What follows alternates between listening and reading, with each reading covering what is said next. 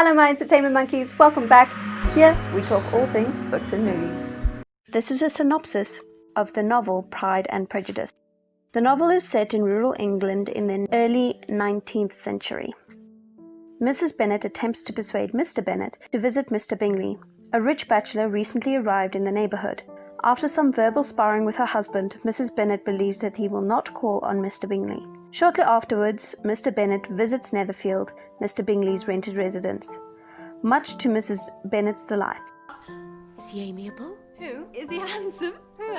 The visit is followed by an invitation to a ball at the local assembly rooms that the entire neighbourhood would attend. At the ball, Mr. Bingley's friendly and cheerful manner makes him popular with all the guests. He appears attracted to Jane Bennet, the eldest daughter, with whom he dances twice. Mr. Bingley's friend, Mr. Darcy, reputed to be twice as wealthy, is haughty and aloof, causing a decided dislike of him. He declines to dance with Elizabeth, the second eldest daughter, stating that she is not attractive enough to tempt him.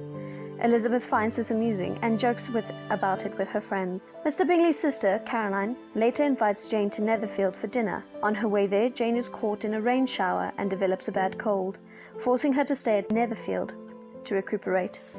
When Elizabeth goes to visit Jane, Mr. Darcy finds himself becoming attracted to Elizabeth, while Mrs. Bingley grows jealous as she herself has designs on Mr. Darcy. Mr. Collins, Mr. Bennet's cousin and heir to the Longbourn estate, visits the Bennet family. He is a pompous, obsequious clergyman who intends to marry one of the Bennet girls. After learning that Jane may soon be engaged, he quickly decides upon Elizabeth, the next daughter in both age and beauty. Elizabeth and her family meet the dashing and charming army officer George Wickham, who singles out Elizabeth. He says he is connected to the Darcy family and claims Mr. Darcy deprived him of an occupation, the permanent position as a clergyman in a prosperous parish with good revenue, promised to him by Mr. Darcy's late father. Elizabeth's dislike of Mr. Darcy is confirmed. At the ball at Netherfield, Mr. Darcy asks Elizabeth to dance, and despite her vow never to dance with him, she accepts. Excluding Jane and Elizabeth, several Bennet family members display a distinct lack of decorum. Mrs. Bennet hints loudly that she fully expects Jane and Bingley to become engaged, and the younger Bennet sisters expose the family to ridicule by their silliness. Mr. Collins proposes to Elizabeth. She rejects him, to her mother's fury and her father's relief.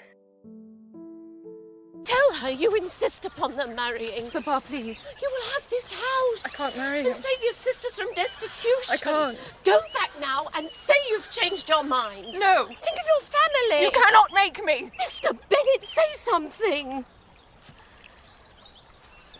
So, your mother insists on you marrying Mr. Collins. Yes, I shall never see her again. Lizzie, from this day onward, you must be a stranger to one of your Who parents. will maintain you when your father is dead? Your mother will never see you again if you do not marry Mr. Collins, and I will never see you again if you do. Mr. Bennet. Thank you, Papa. Ungrateful child! Shortly afterwards, the Bingleys suddenly depart for London with no plans to return. After Elizabeth's rejection, Mr. Collins proposes to Charlotte Lucas, a sensible young woman and Elizabeth's friend. Charlotte, considered almost an old maid at 27, is grateful for a proposal that guarantees her a comfortable life. Elizabeth is aghast at such pragmatism in matters of love. Meanwhile, a broken-hearted Jane visits her aunt and Uncle Gardner in London. It is soon clear that Miss Bingley has no intention of resuming their acquaintance, leaving Jane upset, though composed. In the spring, Elizabeth visits Charlotte and Mr. Collins in Kent. Elizabeth and her hosts are invited to Rosings Park, the imposing home of Lady Catherine de Bourgh, the imperious patroness of Mr. Collins and Miss Darcy's wealthy aunt. Lady Catherine expects Mr. Darcy to marry her daughter, as planned in his childhood by his mother and aunt. Mr. Darcy and his cousin, Colonel Fitzwilliam, are also visiting Rosings Park. Fitzwilliam tells Elizabeth how Darcy recently saved a friend, presumably Bingley, from an undesirable match. Elizabeth realizes that the prevented engagement was to Jane, and is horrified that Mr. Darcy interfered. Later, Mr. Darcy proposes to Elizabeth, declaring his love for her despite her inferior social rank. I love you. She rejects him angrily, stating she could never love a man who could cause her sister such unhappiness. and further accuses him of treating Wickham unjustly. Mr. Darcy brags about his successes in separating Bingley and Jane, and suggests that he had been kinder to Bingley than to himself. He dismisses the accusations regarding Wickham and does not address it. Later, Mr. Darcy gives Elizabeth a letter explaining that Wickham, the son of his late father Stuart, had refused the living his father had arranged for him, and was instead given money for it. Wickham quickly squandered the money and, when impoverished, asked for the living again. After being refused, he tried to elope with Darcy's 15-year-old sister Georgiana for her considerable dowry. Mr. Darcy also writes that he separated Jane and Bingley due to Jane's reserved behaviour, sincerely believing her indifferent to Bingley, and also the lack of propriety of the other members of her family.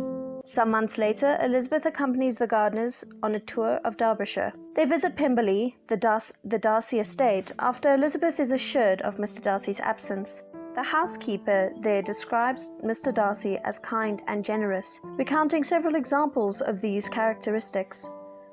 When Mr. Darcy returns unexpectedly, he is exceedingly gracious, and later invites Elizabeth and the Gardiners to meet his sister, and invites Mr. Gardiner to go fishing. Elizabeth is surprised and delighted by their treatment. She then receives the news that her sister, Lydia, has run off with Mr. Wickham. She tells Darcy immediately, then departs in haste, believing she will never see him again, as Lydia has ruined the family's good name. After an immensely agonizing interim, Wickham has finally agreed to marry Lydia. With some veneer of decency restored, Lydia visits the family and tells Elizabeth that Mr. Darcy was at her wedding to Mr. Wickham. Though Darcy had sworn everyone involved to secrecy, Mrs. Gardiner feels obliged to inform Elizabeth that he secured the match, at great expense and trouble to himself.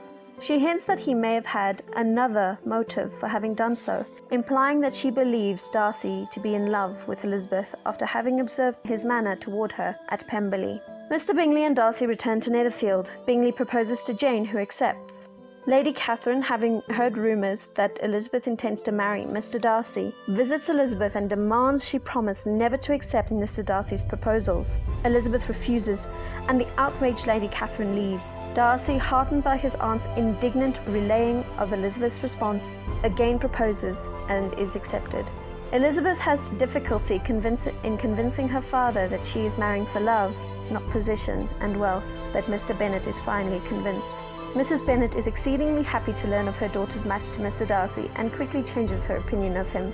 The novel concludes with an overview of the marriages of the three daughters, Jane, Elizabeth and Lydia, and the great satisfaction of both parents at the fine, happy matches having been made by Jane and Elizabeth. Thanks for watching. If you enjoyed, please subscribe, like and share so that you don't miss out on more content.